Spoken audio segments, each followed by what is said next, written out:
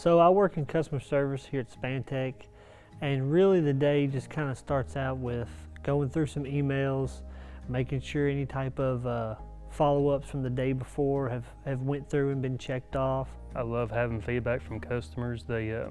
I've heard it several times saying, now that's what I call service, and they have said that we go above and beyond what our competitors do. We have a process of just kind of evaluating and fact finding. It allows us to kind of better establish a process to address the customer's individual issues. The non-fabricated parts stays in stock, as well as the common wear items or warehouse items. We keep a lot of that in stock where when a customer orders it, it's no problem to get shipped out the same or next day. Customer service at Spantech, if I could describe it in one word, is relentless.